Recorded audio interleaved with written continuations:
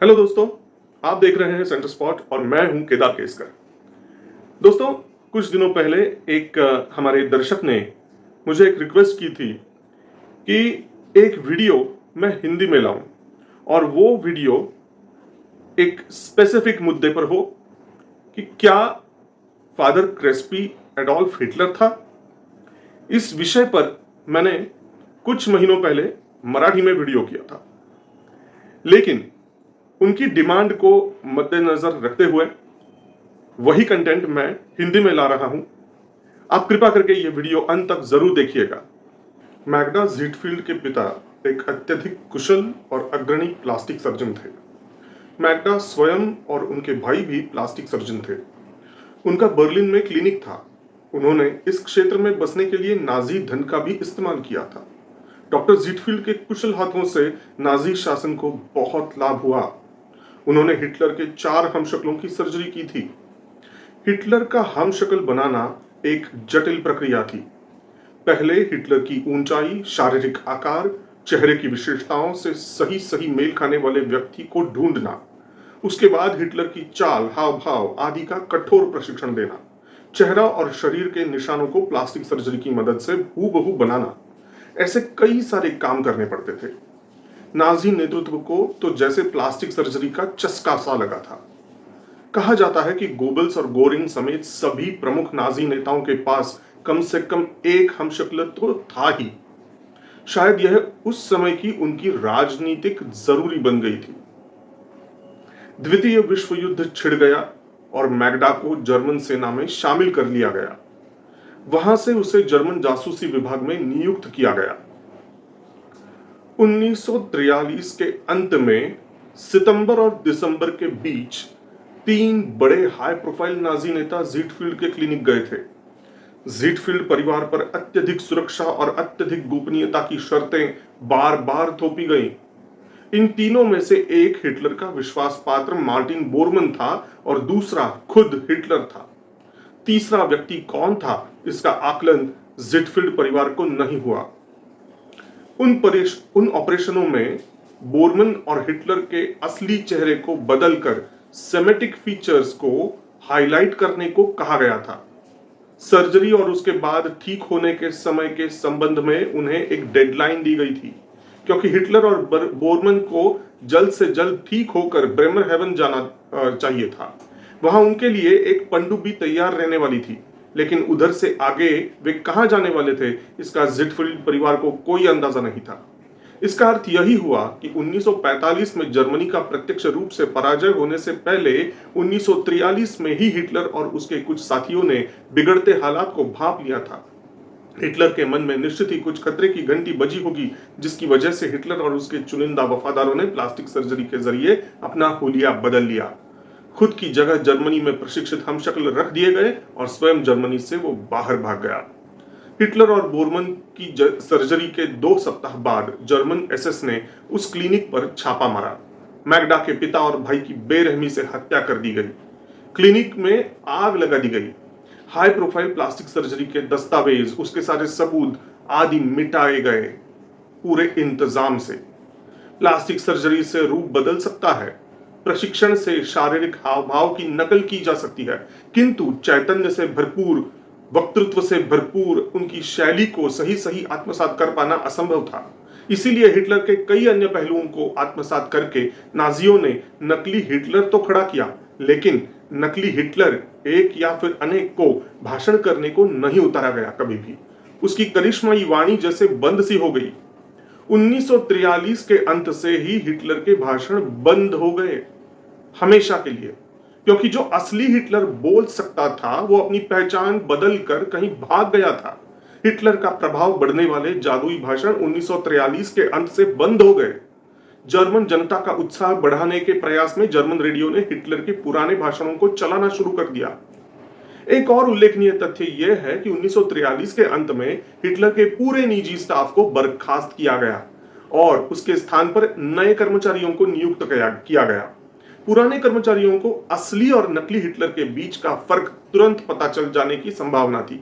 इसी कारण इतनी सावधानी बरती गई। आगे चलकर 1945 में द्वितीय विश्व युद्ध खत्म हुआ। मैग्डा ने अमेरिका के सामने आत्मसमर्पण कर दिया। वह अब अमेरिका के लिए जासूसी करने लगी। इसी बीच उसकी शादी अमेरिकी सैन्य अधिकारी कर्नल केविन स्टेपलफोर्ड से हो गई। वह अब मैग्डा स्टेपलफोर्ड बन गई थी। कुछ साल बाद केविन की भी मृत्यु हो गई। कर्नल स्टीफंस नाम का एक बंदा केविन और मैग्डा को जानता था। 1981 में किसी खास वजह से वो मैग्डा से मिलने आया अमेरिका में। वह उससे जिद करके इक्वाडोर देश के क्यूएंगा गांव में ले गया। उस गांव में फादर क्रेस्पी नाम का एक फादर हुआ करता था। कर्नल स्टीफंस ने मैग्डा को फादर क्रेस्पी से मिलवाया। क्यूएंगा के लोग फादर क्रेस्पी का बहुत बड़ा सम्मान करते थे। कुछ दिन पहले स्टीफंस उनसे अकेले में मिल के आया था। इसी कारण बूढ़े क्रेस्पी को स्टीफंस को पहचानने में देर नहीं लगी। उन्होंने दोनों का स्वागत किया। खाने पीने के बाद गपशप हुई। फादर महोदय स्वयं चित्रों को पहचानने व चाहने वाले और आर्ट कलेक्टर करने वाले हैं, यह जानने के बाद चित्रकला पर चर्चा शुरू होना स्वाभाविक था। बात करते करते क्रेस्पी ने उन दोनों को अपना आर्ट कलेक्शन दिखाया, निजी आर्ट कलेक्शन। उसने कलेक्शन के लिए अलग सा हॉल ही बनवाया था। निश्चित ही पूरा कलेक्शन बहुत महंगा था। अधिकांश चित्र यूरोपीय थे। मैग्डा उनमें से एक तस्वीर को कभी भूलने वाली नहीं थी, क्योंकि राइस चांसलरी ऑफिस में जहां हिटलर स्वयं बैठा था, उसके ठीक पीछे वाली दीवार पर वह चित्र हमेशा लगा रहता था। यह हिटलर की पसंदीदा तस्वीर थी।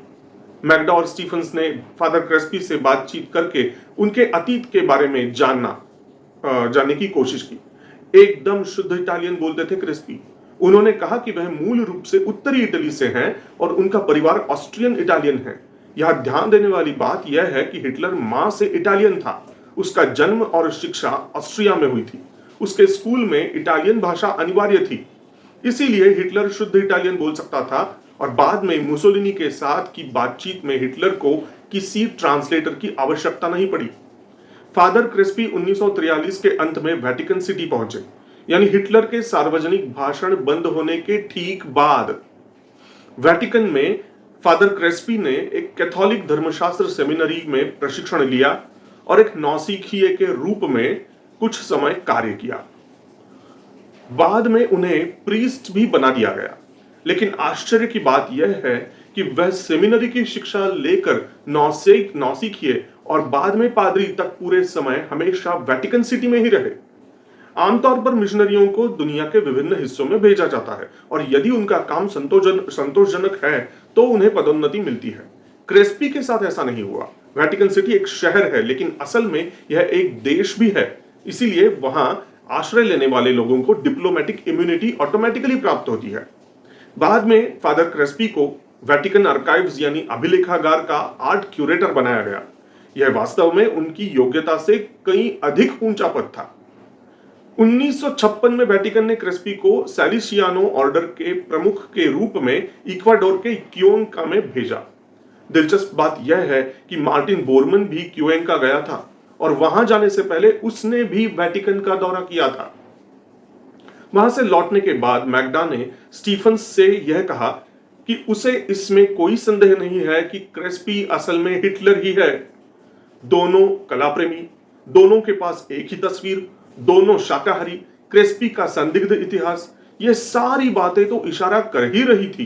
किंतु इससे भी अधिक चौंकाने वाली बात यह है कि जब असली हिटलर 1943 में प्लास्टिक सर्जरी करवाई और अपना रूप बदल लिया, तो बहुत कम लोगों को पता होगा कि बदला हुआ हिटलर कैसा दिखता था, जैसे कि बोरमन वगैरह इक्का दुक्का।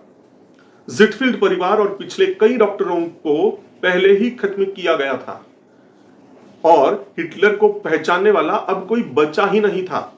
लेकिन मैग्डा ने उसका रेखाचित्र बनाने में अपने पिता की मदद की थी। बदलाव के बाद हिटलर का चेहरा कैसा दिखना चाहिए, यह तो स्वयं मैग्डा ने ही निर्देश किया था और उसके अनुसार सब कुछ तय हुआ था। फादर क्रेस्पी बुढ़ापे में थक चुके थे, फिर भी वह उनके मूल चेहरे को मैग्डा नहीं भूल सकी, क्योंकि उस चेहरे को आकार देने का काम स्वयं मैग्डा ने ही तो 1943 में किया था। 30 अप्रैल 1993 को फादर क्रेस्पी की मृत्यु हो गई। उनके निधन पर करीब 2000 लोग इकट्ठा हुए थे और आज भी उसके कब्र के फर्श की हर हफ्ते सफाई की जाती है और हर दिन वह फूलों से सजाया जाता है। यह अभी तक स्पष्ट नहीं है कि इस सब का खर्च का भुगतान कौन करता है और क्यों करता है। क्रिस्पी की मृत्यु के तुरंत बाद एक अज्ञात टीम ने क्रिस्पी के कला संग्रह को 2 कार्गो विमानों में पैक किया। उसके बाद आज तक वह करोड़ों डॉलर का कला संग्रह कहां है, इसका किसी को कोई अंदाजा नहीं है। अगर आपको ये वीडियो अच्छा लगा है तो कृपया करके कमेंट सेक्शन में अपनी राय जरूर लिखिएगा और हमारे सेंटर स्पॉट के वीडियोस को ज़्यादा से ज़्यादा शेयर कीजिएगा, उसे लाइक कीजिए और सेंटर स्पॉट को सब्सक्राइब करना और बेल आइकन को दबाना मत भूलना। धन्यवाद।